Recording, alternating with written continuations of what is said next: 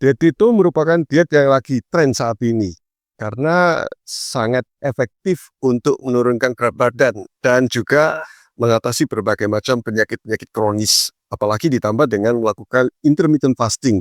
Yang keduanya digabungkan menjadi pola hidup ketofastosis, ya, atau bisa dikenal juga dengan diet ketofastosis. Gabungan antara diet keto dan intermittent fasting, ya. Sangat luar biasa. Tetapi bagi kamu yang punya riwayat asam urat tinggi, apalagi terjadi gout arthritis atau radang sendi karena asam urat, maka ada kekhawatiran ketika mau melakukan diet ini.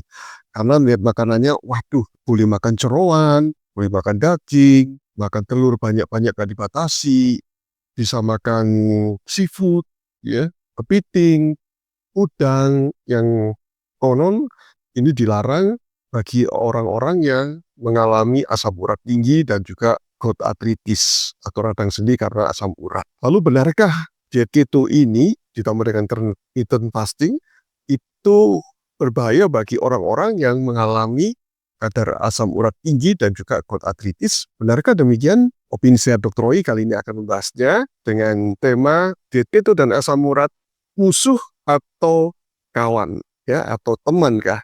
Jadi ya, mereka berdua ini berteman atau bermusuhan? Yuk kita bahas secara sederhana, tetapi saya harap juga tetap masih ilmiah, ya. Diet keto ataupun intermittent fasting itu tujuannya adalah membuat tubuh ini mengalami ketosis namanya, ya. Ketosis itu adalah suatu kondisi di mana keton itu di dalam tubuh ini tinggi karena dia pakai sebagai bahan bakar tubuh, ya, bahan bakar selain karbohidrat. Karena tubuh ini bisa menggunakan dua bahan bakar, karbohidrat dan lemak. Lemak ini adalah keton. Nah, ketika diet keto dan intermittent fasting, kadar gula darah yang ini dari makanan karbohidrat itu ditekan serendah mungkin. Dampaknya tubuh ini harus menggunakan bahan bakar yang kedua, yaitu keton.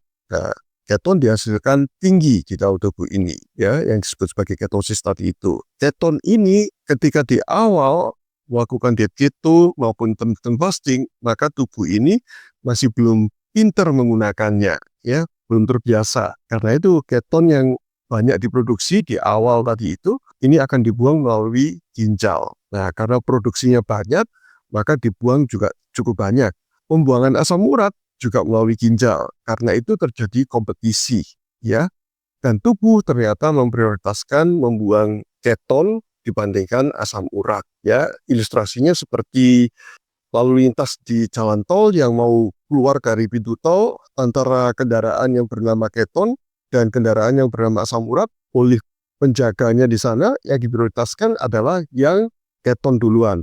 Asam uratnya diprioritaskan berikutnya. Ya, dampaknya pembuangan asam urat itu juga terhambat sehingga asam urat tertumpuk di dalam tubuh, terutama di dalam darah, sehingga bila diukur di dalam darah, asam urat akan tinggi jadinya.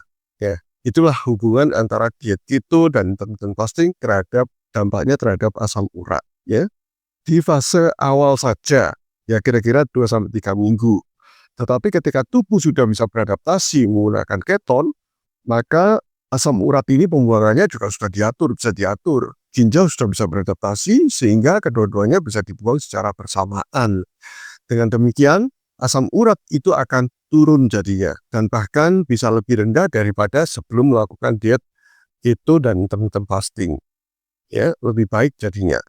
Itu kondisi-kondisi yang hubungan antara diet keto dan intermittent fasting terhadap kadar asam urat di dalam tubuh. Ya, lalu pertanyaan berikutnya, apakah diet keto ataupun intermittent fasting akan memicu timbulnya gout arthritis atau radang sendi? Ya, itu mungkin terjadi di awal, tetapi kejadian itu sangat jarang sekali, ya.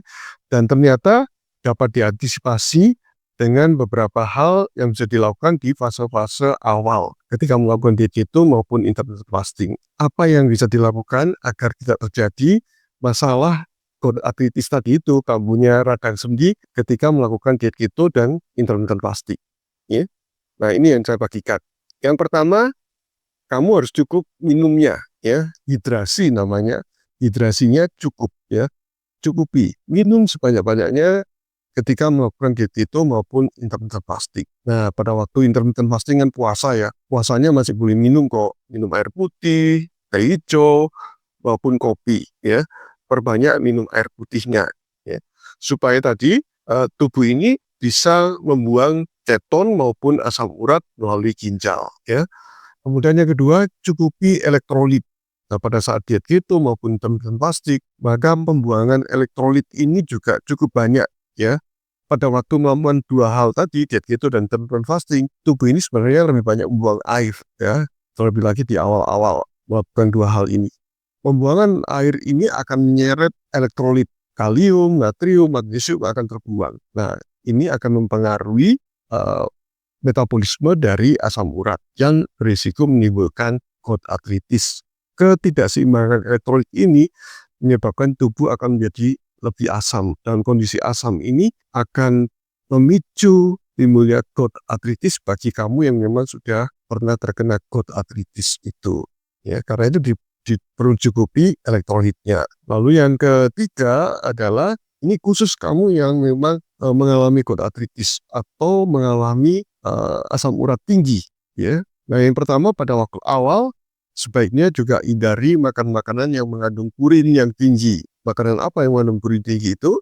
Antara lain daging merah, kemudian jeroan ya, lalu beberapa jenis seafood seperti udang, kepiting ya, itu mengandung purin tinggi, sebaiknya dihindari dulu ya, atau sangat dibatasi dulu ya. Setelah fase adaptasi terlewati atau setelah masuk ke fase adaptasi, tubuh sudah bisa beradaptasi, maka kamu bebas makan makanan ini jadinya. Karena tubuh sudah bisa mengatur kadar asam urat di dalam tubuh ini dan juga mengurangi peradangan di dalam tubuh dan mengatur keseimbangan asam basa di dalam tubuh. Kamu lebih enak lagi diet ketonya. Jadi semua sumber hewani bisa dilahap. Jadi tidak masalah apakah itu tinggi purin atau rendah purin, tidak menjadi masalah. Maka fase awal dietnya yang dibilang rendah purin seperti misalnya daging ayam, telur, ikan itu masih diperbolehkan ya. Masih banyak sumber-sumber hewani yang bisa dikonsumsi yang kadar purinnya rendah. Nah, 3 tips ini kamu bisa lakukan bagi kamu terutama ya punya riwayat asam urat tinggi dan juga gout arthritis ya, untuk mengurangi resiko. Meskipun resiko terjadinya gout arthritis pada waktu melakukan diet keto itu relatif rendah ya, sangat kecil sebenarnya. Dan ketika sudah adaptasi, ketika tubuh bisa menggunakan keton dengan baik, keradanan menurun, keseimbangan elektrolit juga terjaga, maka asam basanya juga terjaga, maka resiko timbulnya gout arthritis itu bisa ditekan dan bahkan tidak terjadi. Ada sudah banyak penelitian yang ternyata keton itu sangat baik untuk metabolisme dari asam urat, mencegah terjadinya keradangan di sendi. Nah, itu adalah tips and triknya bagi kamu yang akan melakukan diet keto tapi punya riwayat gout arthritis maupun juga asam urat tinggi. Tetap bisa melakukan diet keto dan intermittent fasting. Dengan demikian, kamu bisa mencapai berat badan yang optimal ya, dengan menurunkan berat badan melalui diet keto dan intermittent fasting, juga mengatasi berbagai macam penyakit ya, dampak dari asam urat yang tinggi. Diet keto dan intermittent fasting justru bisa menurunkan asam urat yang kamu derita ya. Jadi ya bisa dinormalkan kembali dan bahkan bisa mencegah terjadinya gout arthritis. Itu yang luar biasa. Jadi kesimpulannya, apakah diet keto itu musuh atau teman dari asam urat? Nah, jawabannya adalah diet keto adalah teman baik bagi asam urat dan tidak menimbulkan masalah terhadap radang sendi karena asam urat. Demikian informasi yang bisa saya berikan. Semoga informasi ini bermanfaat bagi kamu dan bila bermanfaat bisa bagikan kepada yang lainnya supaya yang lain tidak khawatir ketika melakukan diet keto maupun intermittent fasting. Terima kasih sudah menyaksikannya. Salam sehat dari saya Dr. Oi. Stay healthy. Stay tune di channel ini agar tidak ketinggalan info-info kesehatan yang praktis sehingga kamu bisa menjaga kesehatan dan menjauhi obat-obatan. Salam sehat dari saya Dr. Oi.